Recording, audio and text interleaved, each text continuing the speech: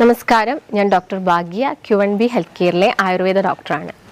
ഒരുപാട് ആളുകൾക്കുള്ളൊരു ബുദ്ധിമുട്ടാണ്. അവർ കുറച്ച് ദൂരം ഒന്ന് നടക്കുമ്പോഴേക്കും അവരുടെ കാലിന് വരുന്ന കഴപ്പ് അല്ലെങ്കിൽ വേദനയൊക്കെ, അല്ലെങ്കിൽ അവർക്ക് കുറച്ച് ദൂരം ഒന്ന് നടന്നു കഴിഞ്ഞാൽ ഒന്ന് ഇരിക്കണം എന്ന് തോന്നുക, അല്ലെങ്കിൽ ഒരുപാട് സമയം കാല് തൂക്കിയിട്ടിരിക്കുന്ന സമയത്ത് കാലിന് വരുന്ന വേദനയും കഴപ്പും ഒക്കെ.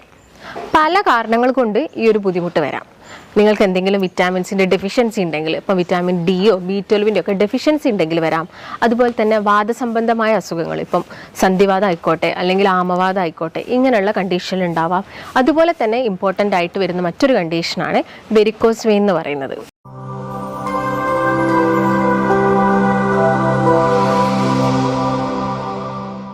ഇപ്പോൾ ഒരുപാട് ആളുകളിൽ കണ്ടുവരുന്നുണ്ട്. അതായത് കൂടുതൽ സമയം നിന്ന് ജോലി ചെയ്യുന്നവർ, അല്ലെങ്കിൽ ഒരുപാട് സമയം ഇരുന്ന് ജോലി ചെയ്യുന്ന ആളുകളിലൊക്കെയാണ് ഇത് കോമൺ ആയിട്ട് കണ്ടുവരുന്നത്. ഡ്രൈവേഴ്സ് ആയിക്കോട്ടെ, അല്ലെങ്കിൽ നേഴ്സസ് ആയിക്കോട്ടെ, പോലീസ്, സെക്യൂരിറ്റീസ്, ഈ പറഞ്ഞ വിഭാഗത്തിൽപ്പെടുന്ന ആളുകളിലാണ് ഇത് വളരെ കോമൺ ആയിട്ട് കണ്ടുവരുന്നത്. ഇപ്പോൾ വെരിക്കോസ് വെയിൻ, അതിൻ്റെ അകത്ത് പറയുന്നുണ്ട് വെയിനിന് വരുന്ന ഒരു അസുഖമാണ്. വെയിൻ എന്ന് പറയുന്നത് സിരയാണ്. നമ്മുടെ ശരീരത്തിൽ ഒരുപാട് സിരകളും അതുപോലെ തന്നെ രക്തം കൊണ്ടുപോകുന്ന രക്തക്കുഴലുകളൊക്കെ ഉണ്ട്. ഈ സിരകളുടെ ഡ്യൂട്ടി എന്ന് പറയുന്നത് മെയിനായിട്ട് നമ്മുടെ കാല്, കയ്യിൽ നിന്നൊക്കെയുള്ള അശുദ്ധ രക്തത്തിനെ തിരിച്ച് ഹൃദയത്തിലോട്ട് കൊണ്ടുപോവുകയാണ്. എന്നിട്ട് അവിടുന്ന് ശുദ്ധീകരിച്ചിട്ട് രക്തക്കുഴൽ വഴിയാണ് നമ്മുടെ ശരീരത്തിൻ്റെ പല ഭാഗങ്ങളിലും എത്തുന്നത്.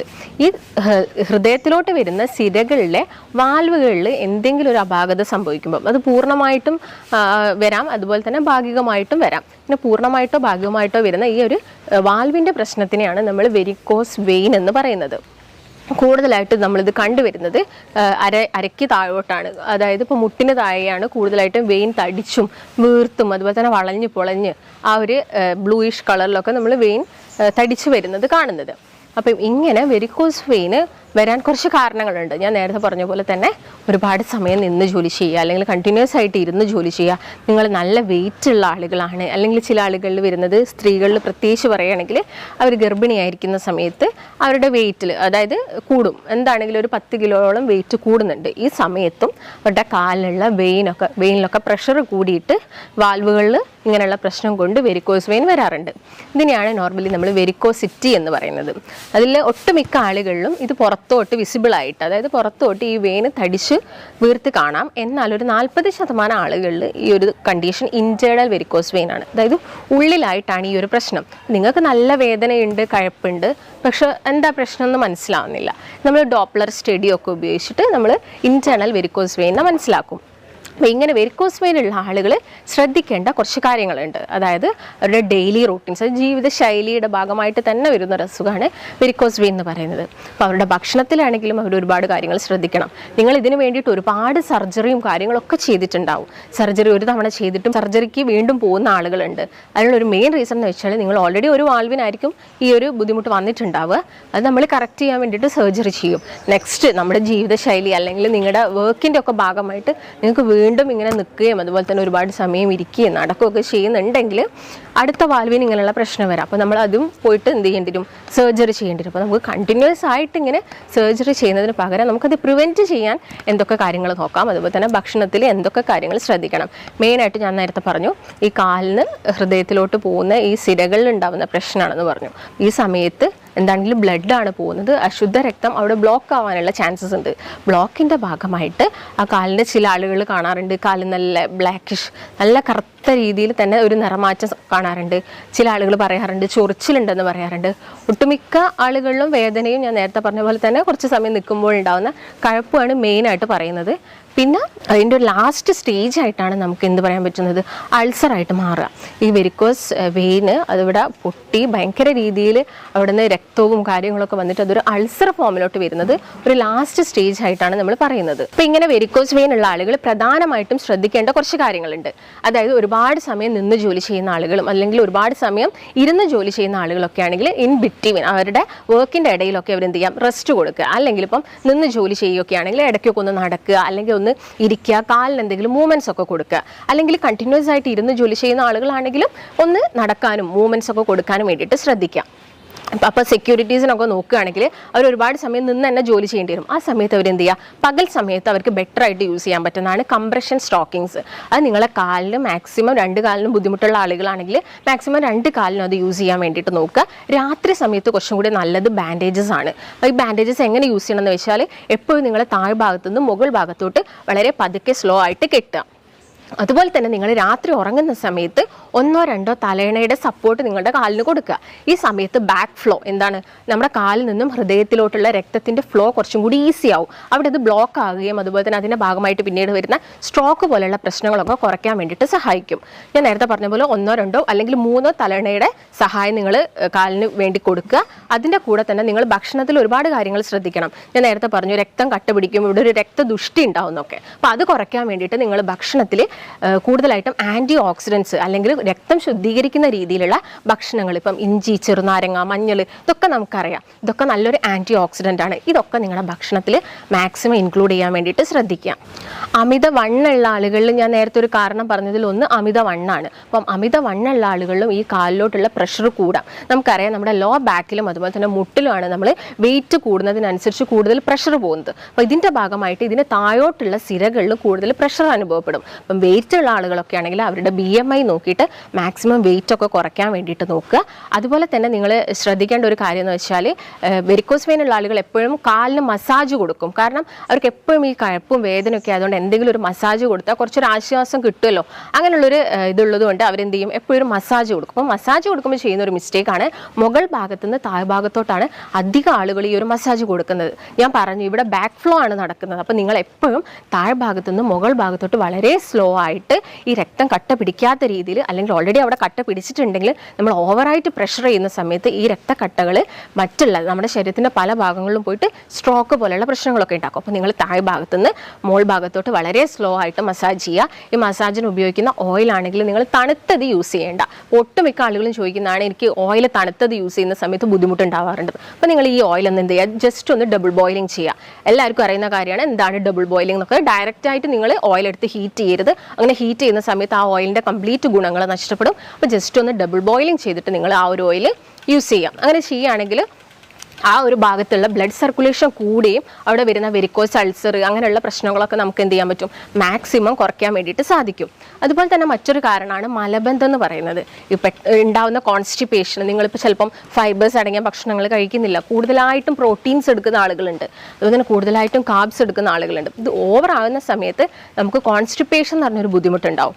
ഈ പ്രശ്നം ഉണ്ടാകുന്ന സമയത്തും നമ്മുടെ വെയിൻസിലോട്ട് എന്ത് ചെയ്യും, പ്രഷർ കൂടും, വെരിക്കോസ് വെയിൻ വരാം, പൈൽസൊക്കെ ഒട്ടുമിക്ക ആളുകളും പറയുന്നതാണ്. ഈ രണ്ട് കണ്ടീഷനും പരസ്പരം റിലേറ്റഡ് ആണ്. അപ്പോൾ നിങ്ങൾ മാക്സിമം മലബന്ധം ഉണ്ടാവാതെ നോക്കുക, നന്നായിട്ട് വെള്ളം കുടിക്കുക, അതുപോലെ തന്നെ ഫൈബേഴ്സ്, നാരുകൾ അടങ്ങിയ ഭക്ഷണങ്ങൾ നിങ്ങളുടെ റുട്ടീനിൽ ഇൻക്ലൂഡ് ചെയ്യാൻ വേണ്ടിയിട്ട് ശ്രദ്ധിക്കാം. പിന്നെ നിങ്ങൾ മെയിനായിട്ടും വെരിക്കോസ് വെയിൻ ഉള്ള ആളുകൾക്ക് മാത്രം, അല്ലെങ്കിൽ അവർ കൂടുതലായിട്ട് ഫോക്കസ് ചെയ്യേണ്ട കുറച്ച് ഏരിയാസ് ഉണ്ട്. അതായത് ഭക്ഷണത്തിൽ ഏതൊക്കെ ഭക്ഷണം കഴിക്കണം. ഒന്ന്, രക്തം ശുദ്ധീകരിക്കുന്ന രീതിയിൽ ഭക്ഷണം കഴിക്കുക, വെള്ളം നന്നായിട്ട് കുടിക്കുക, നന്നായിട്ട് ഉറങ്ങുക. അതുപോലെ തന്നെ ഭക്ഷണം കഴിക്കുന്ന സമയത്ത് ചവച്ചരച്ച് ഭക്ഷണം കഴിക്കാൻ വേണ്ടിയിട്ട് നോക്കുക. അങ്ങനെ ആവുന്ന സമയത്ത് കൂടുതലായിട്ടും അതിൻ്റെ ഡൈജഷൻ ഈസി ആയിട്ട് നടക്കുകയും ഇങ്ങനെ ഓവറായിട്ട് ഫാറ്റ് അക്യുമുലേറ്റ് ചെയ്യുന്നത് നമുക്ക് കുറയ്ക്കാൻ വേണ്ടിയിട്ട് സാധിക്കും. അതുപോലെ തന്നെ ഭക്ഷണത്തിൽ കൂടുതലും റൂട്ടിൻ അടങ്ങിയിട്ടുള്ള ഫുഡ് കഴിക്കാൻ വേണ്ടി പറയുന്നുണ്ട്.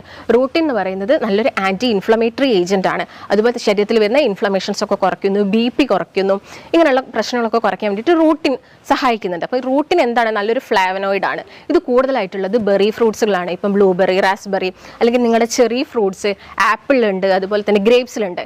ഇങ്ങനെയുള്ള ഫ്രൂട്ട്സുകളൊക്കെ നിങ്ങളുടെ ഡയറ്റിൽ മാക്സിമം ഇൻക്ലൂഡ് ചെയ്യുക. അതുപോലെ തന്നെ ബീറ്റാ സൈനിൻ എന്ന് പറഞ്ഞ ഘടകമുള്ളത് ബീട്രൂട്ടിലാണ്. നമുക്കറിയാം ബീട്രൂട്ട് കഴിക്കുന്നത് വഴി നമ്മുടെ ശരീരത്തിൽ HB ഒക്കെ കൂടും, രക്തമൊക്കെ കൂടുന്ന എല്ലാവർക്കും അറിയുന്ന കാര്യമാണ്. അപ്പം വെരിക്കോസ് വെയിൻ ഉള്ള ആളുകൾ ഇത് എല്ലാ ദിവസവും അവരുടെ ഭക്ഷണത്തിൽ മാക്സിമം ഇൻക്ലൂഡ് ചെയ്യാൻ വേണ്ടിയിട്ട് നോക്കുക. അതുപോലെ തന്നെ കാർബോഹൈഡ്രേറ്റ് ആണെങ്കിലും പ്രോട്ടീൻസിന് ഉപയോഗമാണെങ്കിലും മാക്സിമം കുറയ്ക്കുക. വേണം, നമുക്ക് വേണ്ട ആ ഒരു ലിമിറ്റഡ് എമൗണ്ടിൽ മാത്രം നിങ്ങൾ എല്ലാ ദിവസവും എടുക്കുകയാണെങ്കിൽ വലിയ പ്രശ്നമൊന്നും ഉണ്ടാവില്ല. ഓവറായിട്ട് കഴിക്കേണ്ട ആവശ്യമൊന്നുമില്ല. അതുപോലെ തന്നെ നല്ല ഒന്നാണ് ഇഞ്ചി. എന്തിനാണ് വെരിക്കോസ് വെയിൻ പേഷ്യൻസ് ഇഞ്ചി എടുക്കാൻ വേണ്ടി പറയുന്നത്? ഇഞ്ചി എന്ന് പറയുന്നത് നമ്മുടെ ശരീരത്തിൽ രക്തം കട്ട പിടിക്കുന്നത് ബ്രേക്ക് ഡൗൺ ചെയ്യാൻ സഹായിക്കുന്ന ഫൈബ്രിൻ, അത് ബ്രേക്ക് ഡൗൺ ചെയ്യാൻ സഹായിക്കുന്നത് ഇഞ്ചിയാണ്. അപ്പോൾ നിങ്ങൾ ഇഞ്ചി ചായയോ അല്ലെങ്കിൽ ഇഞ്ചി നീരോ ഇതൊക്കെ നിങ്ങളുടെ ഭക്ഷണത്തിൽ എല്ലാ ദിവസവും ഇൻക്ലൂഡ് ചെയ്യാൻ വേണ്ടിയിട്ട് ശ്രദ്ധിക്കുക. ഇപ്പം ചുക്ക് എല്ലാവർക്കും അറിയുന്ന ഒരു കാര്യമാണല്ലോ. അതായത് നമ്മൾ ഇഞ്ചി ഉണക്കുന്ന സമയത്താണ് ചുക്ക് ഉണ്ടാകുന്നത്. ഈ ചുക്ക് നിങ്ങൾ പൊടിച്ചിട്ട് അതൊരു പേസ്റ്റ് ആക്കിയിട്ട് ഈ വെരിക്കോസ് വെയിൻ ഉള്ള ഭാഗത്ത് അപ്ലൈ ചെയ്ത് കൊടുക്കുകയാണെങ്കിലും നമുക്ക് ഉണ്ടാവുന്ന ആ ഒരു ചൊറിച്ചിലും കാര്യങ്ങളൊക്കെ കുറയ്ക്കാൻ വേണ്ടിയിട്ട് സഹായിക്കും.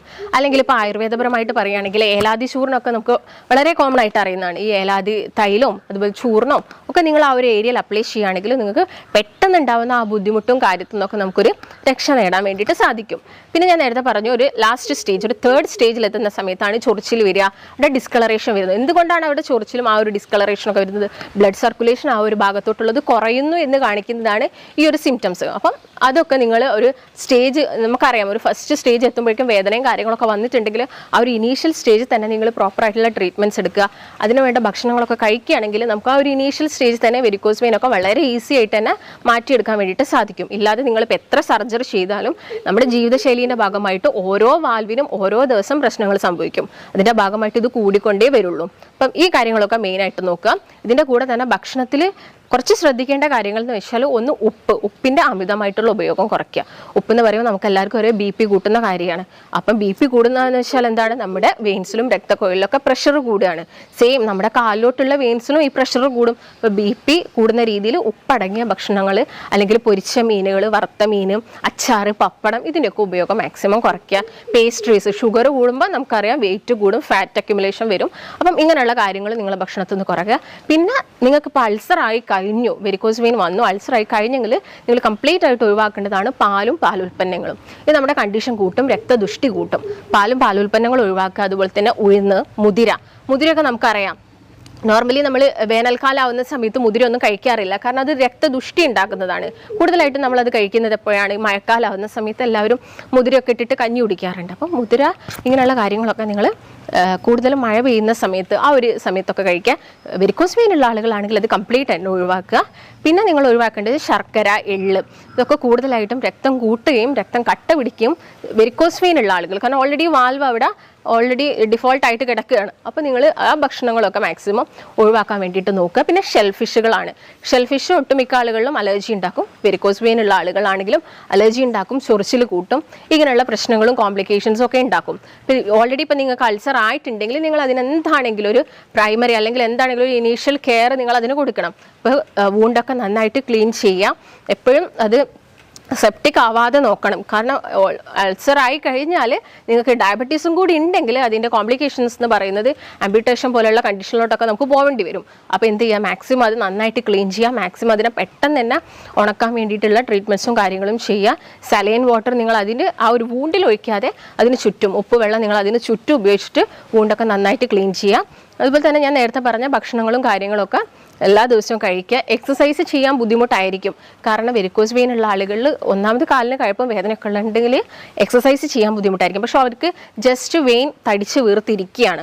അങ്ങനെയുള്ള കണ്ടീഷനൊക്കെയാണ്. വേദന ഒന്നും ഇല്ലെങ്കിൽ നിങ്ങൾ കാലിനും കഴിക്കുക. ഒരു മൂവ്മെൻറ്റ്സിന് വേണ്ടിയിട്ട് നിങ്ങൾക്ക് ഒരു 15-20 മിനിറ്റൊക്കെ എല്ലാ ദിവസവും നടക്കുന്നതൊക്കെ ബാക്കിയുള്ള വെയിൻസിനും ഒക്കെ ഒരു സപ്പോർട്ടും മസിലിനൊക്കെ ഒരു സപ്പോർട്ട് കൊടുക്കുന്ന രീതിയിലാണ്. അപ്പോൾ ആ കാര്യങ്ങളൊക്കെ നിങ്ങൾ ഫോളോ ചെയ്യാം. അപ്പോൾ അമിതമായിട്ട് മദ്യം യൂസ് ചെയ്യുന്ന ആളുകളിൽ സ്മോക്കിംഗ് ഉണ്ട്. നമുക്കറിയാം സ്മോക്കിംഗ് ഒക്കെ ചെയ്യുന്ന സമയത്ത് ഈ നിക്കോട്ടിന് നമ്മുടെ രക്തക്കുഴലിൽ വന്ന് ഡെപ്പോസിറ്റ് ചെയ്യും. അതിൻ്റെ ഭാഗമായിട്ടും പ്രശ്നങ്ങൾ വരാം. അപ്പോൾ ഇങ്ങനെ ശീലങ്ങളൊക്കെ ഉണ്ടെങ്കിൽ അതൊക്കെ കംപ്ലീറ്റ് ആയിട്ട് ഒഴിവാക്കുക. നന്നായിട്ട് റെഗുലറായിട്ട് നിങ്ങളുടെ ഭക്ഷണത്തിൽ ആൻറ്റി ഇൻഫ്ലമേറ്ററി അല്ലെങ്കിൽ നല്ലൊരു ആൻറ്റി ഓക്സിഡൻസ് ഒക്കെ ഇൻക്ലൂഡ് ചെയ്യുകയാണെങ്കിൽ നമുക്ക് ഈ പ്രശ്നങ്ങളൊക്കെ വളരെ സിമ്പിളായിട്ട് തന്നെ മാറ്റിയെടുക്കാൻ പറ്റും. എന്നിട്ടും നിങ്ങൾ ഇത്രയും കാര്യങ്ങളൊക്കെ ചെയ്തിട്ടും നിങ്ങൾക്ക് വലിയ മാറ്റങ്ങളൊന്നുമില്ല, അങ്ങനെയാണെങ്കിൽ ചിലപ്പോൾ നമ്മൾ മെഡിക്കേഷൻസ് ഒക്കെ സ്റ്റാർട്ട് ചെയ്യേണ്ടി വരും. അപ്പോൾ നിങ്ങൾക്ക് ഇതിനെക്കുറിച്ച് എന്തെങ്കിലും സംശയങ്ങളോ കാര്യങ്ങളോ ഒക്കെ ഉണ്ടെങ്കിൽ നിങ്ങൾ ജസ്റ്റ് താഴെ കാണുന്ന നമ്പറിൽ കോൺടാക്ട് ചെയ്യുക. നമുക്ക് മറ്റൊരു നല്ല ഹെൽത്ത് ടോപ്പിക്കുമായിട്ട് വീണ്ടും കാണാം.